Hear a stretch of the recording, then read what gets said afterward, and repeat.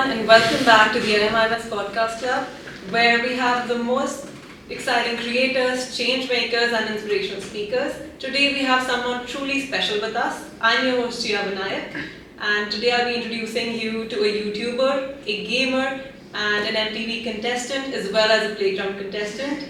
We have with us Malika Moti Ramani. Hi, Malika, how are you? Hi G, I'm doing good. How are you doing? I'm doing really well. I forgot about all of the things that you mentioned, but it's now come back to me that I've done like a huge variety of things. Yeah, someone who's lived 10 lives before even turning 23, I guess will term you like that. Okay, so with that, let's begin with our first question. Malika, at the age of 15, while everyone was fussing about their teenage problems, their chaos, math problems, and even their body image issues, what made you be like, hey world, here's my life? I also had these issues, but I had no friends. So that's what actually got me on the internet because I wanted to talk about my issues. So I decided to talk about them to just a random set of strangers. But I never thought that I would get anywhere. Like, the intention was never to make money or to get followers. I think I was just doing my own thing and it was just an outlet for me to express. Because as I said, I didn't have anyone else to speak to. I mean, I had friends in school, but when I came back home, there was nothing else to do. So that's when content really happened for me. I just figured, like the little upload button on YouTube, I saw it once and I was like, does that mean I can post whatever? And then I did post whatever for a very long time until one of my videos like picked up. And that's when I realized that I have responsibility and I have influence. And I think that's when like I became a content creator. Like it became a career for me when I realized that I also had responsibility attached to the work that I do. That's so nice and insightful. Like, was it a struggle or did you start enjoying it after that? I mean, growing up, I used to pretend like I'm getting some award, like I'd hold shampoo bottles and think, thank you for this Oscar or something. I'd play pretend a lot. Yeah. In fact, I used to also pretend that I would give a TED talk one day. It's quite insane that it's happening now. So I think I already did like manifest this life for me, but I navigated my way around the details and the nitty-gritties of it when I actually got it. I love how real you are. Okay, so your journey is a mixture of cinematography as well as your gym transformation from being skinny to being in such a good shape, this muscular physique. I feel like all the gym rats here are just waiting for your workout split and diet plan. And they didn't see me eat the gulab jamun in the dining room.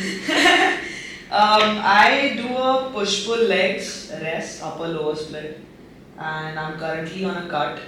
I've been bulking my entire life because I used to be skinny, but I think I was at a stage where I realized that I need to aesthetically look a certain way because जो दिखता है वही दिखता है. So that like I was happy with the way that I looked before.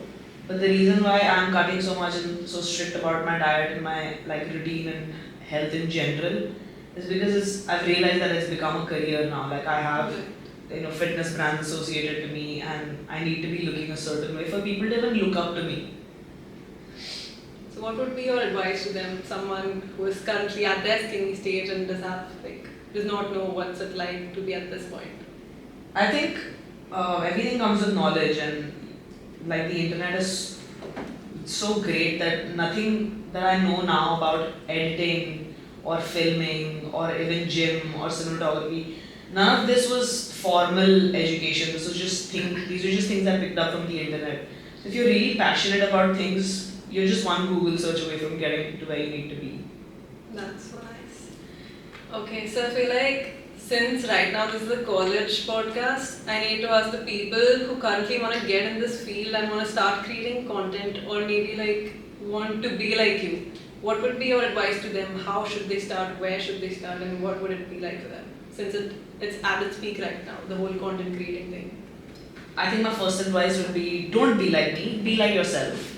And the second would be to like not overthink everything because I find myself in that spot every time. I want the perfect angle every time, I want the perfect camera, I want the perfect mic, I want just the perfect situation to be able to create what I want to, and that's never going to happen. You're never going to be fully satisfied. If you want it to happen, you'll have to make it happen, and that will happen with consistency. So I think don't get it in your head so much, don't think, oh, मेरे backdrop में ये है, मेरे पास ये camera नहीं, तो डालो पहले तो the first step is to do it actually, and then you'll figure where to go from there. You can't be sitting at home not making videos and complaining that I want to make videos but it's not happening. So was there a vision behind all of this? Like, did you have it planned that I'd be creating this type of content and this is what I would be doing? No Or it idea. just came with the flow? No idea at all. I was just, as I said, it started as like an outlet for me to like express myself. But I'm not going to lie. Now, when I do post a piece of content, I do think that how it's going to like affect my image, how people perceive me. Is this a good story to be telling to people? What are people going to take away from this? Because it's become a career. And as I said, like there's responsibility attached to it now. But I think I also like that. Like that little pressure is what pushes me to do more. Right, so this is like a whole personal journey to professional journey, I feel like. Yeah. At the end, it's a personal brand, right? And Yeah. your personal brand is your business. So you have to find the balance between also being authentic and also running it like a real business. Right, so I feel like with that and knowing your vibe, we should move to a fun rapid fire round. Let's do it. Okay, so protein shake or coffee? Protein shake coffee. Okay, YouTube or Instagram? Instagram. Why? That's what my name is. Dream collaboration? Dream collaboration. Can't think of anything. Woman Baum. Oh damn, that would be something to watch. Okay, your most Delhi thing and your most Bombay thing. Delhi thing would have to be beeped out, so I can't say anything. Bombay thing would be home. That's so wholesome. One playground moment that you'll never forget. Oh damn, that's okay. So this one time I got into a fight on the show, and everybody asks, are reality shows real? They're very real. I was very angry. Some girl was saying something about me, and then there's a like clip of me on YouTube of me just cussing for 1 minute straight. Just the entire clip is just beeps because I was really angry that day. She said some mean thing about me. That's it. That's my moment. And if YouTube and playground didn't exist, what would Plan B Malika be doing right now? Think like IS or something. Oh, Honestly. damn. If you could swap your lives with any creator for 24 hours, who would it be? So my life would be Radhika Seth. She's traveling to Maldives and doing Pilates and drinking matcha all the time.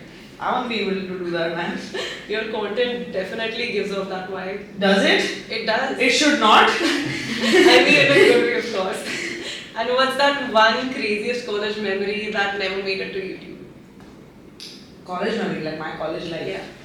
I have no idea. I had no college life, to be honest. But you were doing YouTube at that time and stuff. That was like first because my college was throughout COVID, so I barely went to college. And what about now, like the whole cinematography thing and stuff? I've sadly dropped cinematography as of Oh. recently. Because content requires a lot of my time. Good. Can't be doing so many things, you know. That's right. And I feel like this was a very real and authentic podcast of you. And I definitely did imagine your vibe to be like this, like very chill and stuff. I guess that's a wrap for today. Thank you so much, Malika, for Thank you. tuning in, and it was such an honor to host you. And from viral videos to roadies madness as well as playground madness, we got a raw look at what being a content creator feels like. And thank you so much everyone for tuning in. If you enjoyed the episode, don't forget to share it and definitely follow Malika Bhoti Ramani. Thank you.